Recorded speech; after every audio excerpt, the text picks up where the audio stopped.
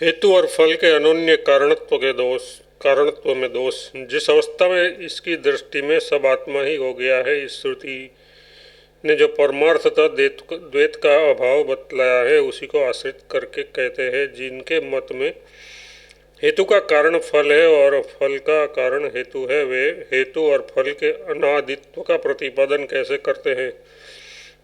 जिन वादियों के मत में हेतु यथार्थ धर्मादि का आदि कारण देहादि संधान रूप फल है तथा देहादि संधान रूप फल का आदि कारण धर्मादि हेतु है, इस प्रकार हेतु और फल का एक दूसरे के कार्य कारण रूप से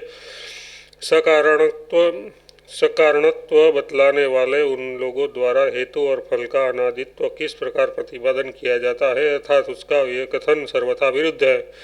नित्य कुटस्थ आत्मा की हेतु फलात्मकता तो किसी प्रकार भी संभव नहीं है। वे किस प्रकार विरुद्ध मत को मानते हैं सो बतलाया जाता है। जिनके मत में हेतु का कारण फल है और फल का कारण हेतु है, उनकी मानी हुई उत्पत्ति ऐसी है जैसे पुत्र से पिता का जन्म होना। हेतु से उत्पन्न होने वाले फल से ही हेतु का जन्म होने मानने वाले उन लोगों के मत में ऐसा ही विरोध कहा जाता है जैसे पुत्र से पिता का जन्म बतलाने में।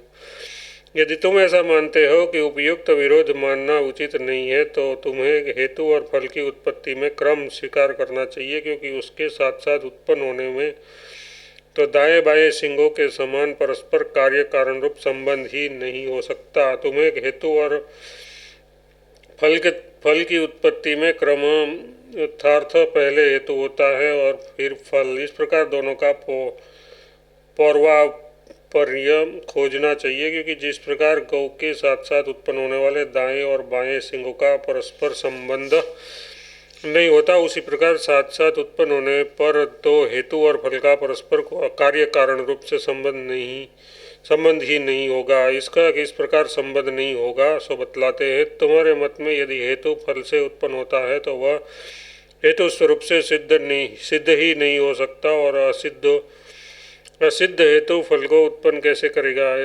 जन्य यथार्थ जो स्वतः प्राप्त नहीं है, उस शंख श्रृंग के समान असत फल से उत्पन्न होने वाला असत फल से उत्पन्न होने वाला होने पर तो हेतु ही सिद्ध नहीं होता, अर्थात उसका जन्म नहीं हो सकता। इस प्रकार शंख श्रृंग के समान जिसकी स्वतः उपलब्धि नहीं है, वह अप्रसिद्ध हेतु तुम्हारे मत में किस प्रकार फल उत्पन्न कर देगा। एक दूसरे की अपेक्षा से सिद्ध होने वाले तथा ससंग श्रृंग के समान यथार्थ असत पदार्थों का कार्य कारण भाव से अथवा किसी और प्रकार का भी संबंध नहीं देखा गया, यही इसका अभिप्राय है।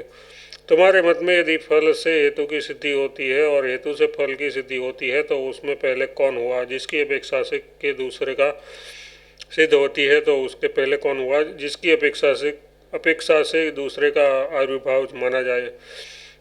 हेतु और फल के कार्य कारण भाव का असंबंधता दोष से निराकरण कर दिया जाने पर भी यदि तुम हेतु और फल की एक दूसरे से सिद्धि मानते ही हो, तो इन हेतु और फलों में से पहले कौन हुआ सो बतलाओ। जिस पूर्व सिद्धि की अपेक्षा से पीछे होने वाली सिद्धि मानी जाए, जिसकी पूर्व सिद्धि की अपेक्षा से पीछे होने वाली सिद्धि मानी जाए, ये इसका तात्पर्य है। और यदि तुम ऐसा मानते हो कि ये नहीं बतलाया जा सकता, तो ये आसक्ति मतलब असमर्थ अज्ञान है, अथवा फिर तो इससे उपयुक्त कर्म का भी विपर्य हो जाता है, क्योंकि इसमें पूर्ववत ज्ञान न होने से इसमें जो पूर्ववर्ती है वह कारण है और पीछे होने वाले कार्य है, ऐसा कोई नियम भी नहीं रह सकता।